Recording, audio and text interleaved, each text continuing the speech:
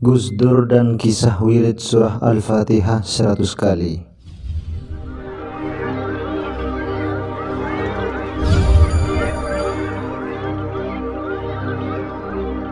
Assalamualaikum warahmatullahi wabarakatuh.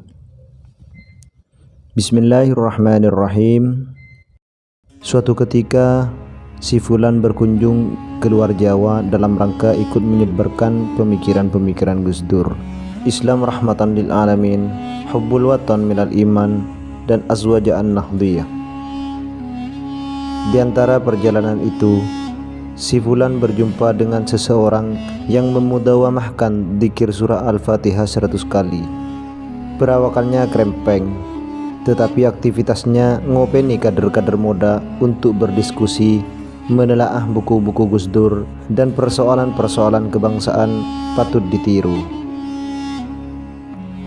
Dalam pergulatannya, aktivis yang tinggal di luar Jawa ini selalu memikirkan Gus Dur, selalu teringat dan merindukannya. Aktivis ini mewujudkan kerinduannya kepada Gus Dur dengan jalan mengopeni kader-kader muda untuk terus-menerus bisa menghidupkan diskusi dan memikirkan kondisi bangsa sambil mencari jalan keluar yang memungkinkan bisa dilakukan di level yang paling kecil sekalipun di daerahnya, meskipun tidak terjun di dalam politik praktis.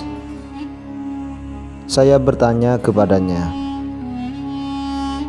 "Sampean bisa istiqomah seperti ini, zikir sampean apa, Kang?"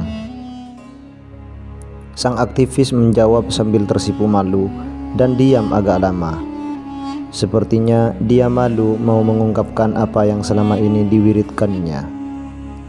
Tetapi entah kenapa, akhirnya dia menjawab juga, "Fatihah aja, Kang, 100 kali. Yang lain biasa saja, tidak teramat-amat kecuali menjaga yang 5 waktu." Saya lantas terdiam, sesekali saya alihkan pembicaraan. Lalu saya sela tanya lagi, "Kang, yang Fatihah 100 kali itu dapat dari seorang guru apa dari mana?" Sang aktivis terdiam lagi dan serasa berat untuk bercerita. Lama saya cerita-cerita soal yang lain, lalu saya sela lagi, "Kang, bagaimana yang 100 kali itu tadi?" Setelah itu akhirnya sang aktivis pun bercerita, "Ini saya baca setiap selesai subuh. Pokoknya dibaca saja. Selesainya saya doa." Terus saya bertanya lagi, "Alhamdulillah ya, Kang. Yang 100 itu dari mana, Kang?" Aktivis ini di tengah kehidupannya berawal bukan dari seorang santri, tetapi kemudian belajar dengan para santri, melalui perkenalan dengan komunitas yang dekat dengan pemikiran-pemikiran Gus Dur, dan sedikit-sedikit merindukannya tanpa kehilangan hubungan dengan orang-orang di luar komunitas santri. Sang aktivis terdecak mencintai Islam, bangsa Indonesia dan umat, salah satunya melalui wasilah pemikiran-pemikiran Gus Dur. Sang aktivis itu akhirnya juga bercerita, "Begini, Kang, saya ini apa ya? Tapi saya ini kalau sudah melihat foto Gus Dur dan cover bukunya itu seringkali meleleh air mata ini. Suatu ketika saya ini bermimpi 3 kali melihat Gus Dur, dan yang ketiga itu yang paling penting.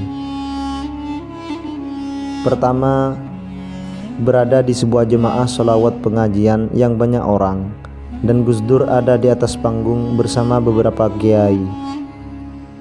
Dalam hatiku terbesit ingin mendekat kepada Gus Dur. Yang kedua kalinya saya bermimpi lagi. Dalam momen yang sama melihat Gus Dur ada di tengah jemaah sholawat pengajian di panggung. Dan tiba-tiba saya ingin naik ke panggung. Pada malam ketiga ini, Kang, pada momen yang sama saya di atas panggung dan melihat Gus Dur seperti tidur di panggung, padahal kiai-kiai yang lain pada terjaga. Dan dalam mimpi ketiga itu, aktivis itu melanjutkan bahwa ia mendekat dan berkata kepada Gus Dur yang sepertinya tertidur, Gus, kiai-kiai yang lain itu pada terjaga, jenengan kok seperti tertidur, Gus? Lalu Gus Dur tiba-tiba berkata, jalan orang mendekatkan diri kepada Allah itu berbeda-beda. Mereka begitu, saya begini. Kamu harus ingat tujuan hidupmu. Kamu harus ingat dunia dan akhirat. Jangan hanya ingat dunia. Untuk itu, kamu istiqomahkan baca surah Al-Fatihah 100 kali. Begitu, Kang. Setelah itu saya istiqomah saja 100 kali setelah sholat subuh. Hikmah dari cerita tersebut, ada banyak jalan dan cara mendekatkan diri kepada Allah sesuai dengan kondisi dan ahwal masing-masing orang dan guru-guru yang dijadikan panutan serta anugerah Allah. Dan bahwa soal hidup, diingatkan Gus Dur, harus memperhatikan akhirat dan dunia, bukan hanya dunia saja. Sang aktivis itu dipertemukan melalui jalan mimpi dengan seseorang yang dijadikan guru oleh banyak orang. Adalah sebuah anugerah dari Allah. Di antara bentuk syukurnya itu, sang aktivis terus menghidupkan dalam komunitas-komunitasnya untuk tidak lelah berdiskusi, menelaah dan melakukan dinamisasi meskipun dalam artian politik praktis. Mungkin yang seperti itu tidak dinilai penting, dan memudawamahkan wirid surah Al-Fatihah 100 kali setiap selesai sholat subuh.